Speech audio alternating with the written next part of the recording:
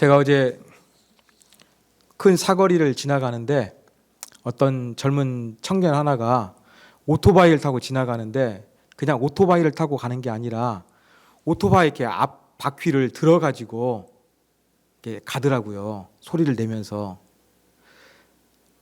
그렇게 가고 있는데 초등학생 고학년인지 중학생 한 1, 2학년 되는지는 잘 모르겠는데 3명의 아이들이 자전거를 타고 가다가 그렇게 오토바이를 앞에 들고서 막 큰 소리를 내면서 지나가니까 막 18 하면서 한 친구가 막 욕을 해대더라고요. 아무것도 모르는 친구가 막 욕하는 거 보고서 제가 조금 너무 좀 애들이 그런 것 같아가지고 신호 대기하면서 애들을 좀 멀뚱멀뚱 쳐다봤습니다. 그러니까 그 중에 한 친구가 안녕하세요? 저한테 인사하더라고요. 너 나 아니? 그러니까 아니요 모르는데요. 인사 잘하네? 그랬거든요. 그러는데 이제 그 욕을 막 했던 친구도 저한테 존댓말을 하면서 말을 잘하는 거예요. 그러면서 이제 제가 마지막 했던 말은 뭐냐면 얘들아 자전거 조심히 타라. 네 아저씨 안녕히 가세요. 그렇게 말하는 거예요. 제가 말씀드리고 싶은 건 뭐냐면 그 오토바이 바퀴를 하나 들고 막 질주하는 젊은 사람을 보면서 육두문자를 쓰면서 막 욕을 했는데 나쁜 친구 같았는데 막상 저한테는 아주 예의 바르게 얘기하는 그 모습을 봐가지고 제가 너무 깜짝 놀란 거예요. 오늘 말씀에 보면 한 그러한 그 입에서 좋은 말과 나쁜 말이 동시에 나오는 것처럼 인간이란 존재가 그렇지 않나라는 생각을 어제 그 아이들을 보면서 제가 하게 되었습니다. 그만큼 육두문자를 쓰는데 아무런 죄책감과 아무런 어떠한 큰 의미 부여 없이 욕을 한다는 의미도 되겠고 한편으로는 또 착한 마음도 그 아이 속에 있는 인간의 양면성이 존재하지 않았나 그런 생각이 들어갑니다. 여러분 우리나라 지금 정치계에서는 아주 떠들썩한 이슈가 있습니다. 대통령이 미국 순방 중에서 이렇게 좀 말했던 것이 방송에 유출되어 가지고 논란을 빚고 있는데 제가 열심히 오디오까지 동원해서 들어봤습니다. 국민 60%가 들리는 것처럼 뭐 이렇게 많은 사람들이 공감할 수 있는 그런 부분입니다. 바이든으로 들리건 날리면으로 들리건 뭐 그럴 수도 있을 것 같습니다. 그러나 한 가지 변치 않는 사실은 뭐냐면 아무리 검사 생활을 해서 사람을 취조하고 죄인 다뤘다 할지라도 제가 이 부분은 시골교회 후배에게 전화해서 한번 확인해보고 싶었는데 그 친구 검사거든요. 네, 확인은 못했습니다만 하여간 그렇게 직업 때문에 그런지 모르지만 이 욕설을 하는 그 자체가 공개되었다는 자체는 어떤 말이 된지 간에 그 자체로서는 아름다운 것이 아니다 할 수가 있을 것입니다. 그런데 누가 대통령에게만 돌을 던지겠습니까? 저와 여러분도 똑같이 말 실수하는 거 아니겠습니까? 그러한 마음으로 우리가 오늘 말씀을 좀 살펴봤으면 좋겠습니다. 저는 사람들과 대화를 하고 나면 2가지 생각을 하게 됩니다. 한 가지는 내가 너무 말을 많이 했나? 내가 잘못 표현한 게 있나? 이러한 생각이 들어서 제가 말했던 것을 조금 되돌아보게 됩니다. 또 한 가지는 저는 좀 순발력이 없는 사람이거든요. 그래가지고 상대방이 말하는 것을 그렇게 막 잘 그렇게 논리적으로 받아쳐서 이야기하는 그러한 사람이 못 됩니다.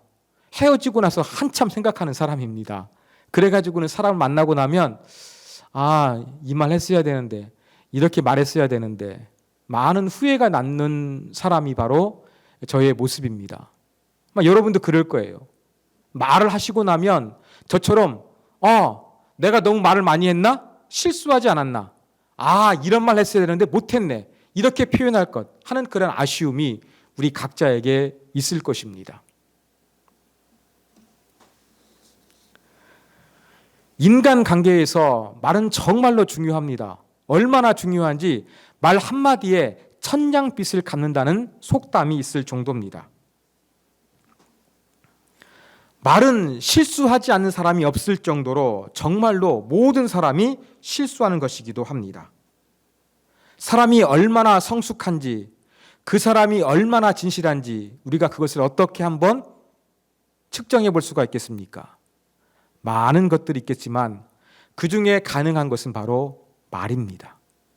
그 사람이 얼마나 말 실수를 하지 않느냐, 여기에 따라서 그 사람의 인격이나 그 사람의 진실성을 한번 체크해 볼 수가 있는 것입니다. 말 실수 않는 사람을 성경은 이 굴레를 씌우는 것이라고 이야기합니다. 여러분, 동물들을 보면 이렇게 굴레를 씌우고 그래서 원하는 곳으로 끌고 가게 하는 것처럼, 제어 가능하게 만드는 것처럼 우리가 가진 우리의 말을 제어할 수 있으면 온전한 사람이다. 그만큼 말에 온전한 사람은 어렵다는 것이 되는 것입니다. 그 말은 엄청난 파급력을 일으킵니다. 대통령이 욕을 했는데 기사를 보니까 그냥 미국에서는 아무 반응이 없는 것 같으죠. 근데 제가 봤던 기사 중에서는 어떤 내용이 있냐면, 우리나라 전 대통령 김영삼 씨가 조금 했던 발언 때문에 어떤 조금 보복을 당하지 않았을까, 그런 말이 회자되었나 봅니다. 저는 사실인지는 모르지만 기사로만 봤습니다. 그냥 공식적으로는 이것을 언급하지는 못하지만 아마 그랬을 가능성도 충분하다고 생각을 합니다. 여러분, 이렇게 말은 엄청난 파급력을 가져오기 때문에 우리는 좀 조심해야 됩니다. 대통령만 조심해야 된다, 그런 말을 한 것이 아니라 대통령에게 돌을 던질 수가 없다는 말입니다. 저와 여러분도 똑같단 말입니다. 그런 마음으로 우리가 바로 이 오늘 본문의 말씀을 우리가 살펴봤으면 좋겠습니다. 본문의 말씀은 이 말의 파급력을 세 가지에 비유합니다. 말에 재갈을 물리는 것, 배에 키, 불로 나무를 태우는 것이라고 이야기합니다.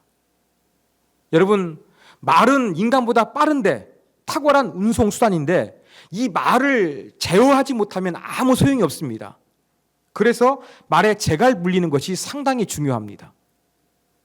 강이 되었든지 바다가 됐든지 간에 물 위로 이동하기 위해서는 배가 바람에 휩싸여서는 안 됩니다. 원하는 목적지로 정확히 가기 위해서는 이 키를 반드시 붙잡아야 목적지를 향해서 분명하게 나아갈 수가 있다는 것입니다. 작은 것들이지만 정말로 중요하다는 것입니다. 또 나무가 불로 나무를 다 태워버리는 것, 그만큼 말은 엄청난 파괴력을 보여주는 것을 성경은 우리 가운데 말씀하여 주고 있습니다. 이러한 이 정말로 길들이기 힘들고 엄청난 파괴력을 가진, 영향력을 가진 이 말에 대하여 우리는 어떠한 자세를 가져야 할 것인가? 한번 이 부분에 대해서 저와 여러분이 하나님 말씀 앞에서 지혜를 얻기를 원합니다.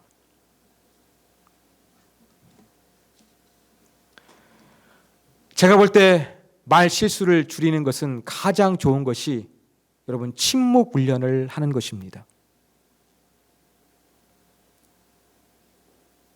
고대 영성 훈련에 관계된 자료들을 제가 어제 조금 몇 가지 살펴보니까 공통적으로 반복되는 게 있습니다. 요즘에는 제자 훈련이라 그래가지고 많이 이렇게 제자 훈련하고 있는데 옛날에도 그런 훈련들이 존재했거든요.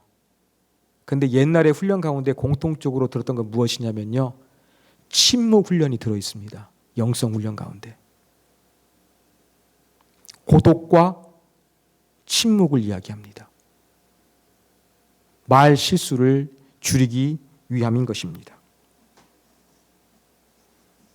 실현하지 않기 위해서, 또 고요하게 하나님을 향해서 나아가기 위해서, 자신의 내면을 성찰하기 위해서 고독과 더불어 침묵하는 훈련을 우리 믿음의 조상들은 늘 강조했던 것입니다.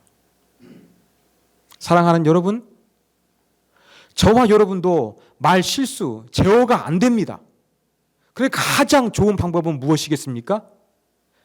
침묵을 연습하는 것입니다. 속된 표현으로 입에 자크를 단다고 하죠. 마치 그런 것처럼 그냥 가급적이면 이렇게 좀 말을 많이 하지 않기 위해서 침묵 훈련을 우리가 평상시에 해나가는 거, 이게 정말로 중요합니다. 말이 많으면 가벼운 사람으로 보이는데 침묵 훈련을 통해서 중요할 때만 한마디만 의미 있는 말을 내뱉으면 우리의 말의 영향력과 무게감이 더해질 것입니다. 사랑하는 여러분, 말을 하지 않고 살 수는 없습니다만 그래도 이 말을 제어하고 실수하지 않기 위해서 우리가 침묵 훈련을 했으면 좋겠습니다. 저도 좀 성격이 급한 사람이기 때문에 이렇게 순간순간 떠오르는 생각들을 그냥 내뱉는 편이라고 생각을 합니다. 좀 이러한 버릇을 제가 알고서 제 스스로를 조금 제어하려고 노력을 좀 시작을 했어요. 또 제가 자주 쓰는 그런 표현도 좀 알게 됐고요. 이런 노력들을 통해 가지고 제가 조금씩 노력하니까 아주 조금은 변하는 것 같아요. 그래도 전보다는 의식을 하니까 조금은 줄여가는 것 같습니다. 느끼는 게 바로 그겁니다. 순간적으로 이 말 하고 싶은데 말을 하지 않으니까 잘했구나, 스쳐가는 생각이었구나, 오판이었구나, 쓸데없는 생각이었구나, 이런 부분을 느끼게 되었던 것입니다. 그러므로 저와 여러분, 말을 하지 않아도 이렇게 되는 경우가 많기 때문에 가급적이면 말하는 것을 좀 멈추고 침묵 훈련을 하기 위해서 저와 여러분이 노력했으면 좋겠습니다. 두 번째 적용입니다. 침묵하는 것이 정 힘들고 어렵다고 한다면 한 박자 쉬고 말하는 것을 연습하십시오. 누가 말을 합니다. 어떤 사건이 일어났습니다. 그런데 여기에 대해서 화가 나거나 또 성격이 급하기 때문에 욱하면서 반응하려고 하는 그 관성이 우리 안에는 작용을 합니다. 그렇죠? 그럴 때 그냥 기분대로 내 감정대로 그대로 따라갈 것이 아니라 한 박자 쉬고 가십시오. 음악에만, 우리가 노래할 때만 쉼표가 필요한 것이 아니라 말을 할 때에도 쉼표가 필요한 것 같습니다. 말을 들었으면 한 박자 쉬고 생각해 보시면 좋겠습니다. 하나님, 이런 말을 들었는데 침묵합니다. 한 박자 쉽니다. 어떻게 해석해야 될까요? 제가 어떻게 반응해야 될까요? 하나님, 지혜를 주세요. 여러분, 이렇게 한 박자 쉬면서 우리가 기도할 때에 지혜가 나타날 수가 있습니다. 말의 실수를 줄일 수 있는 것입니다.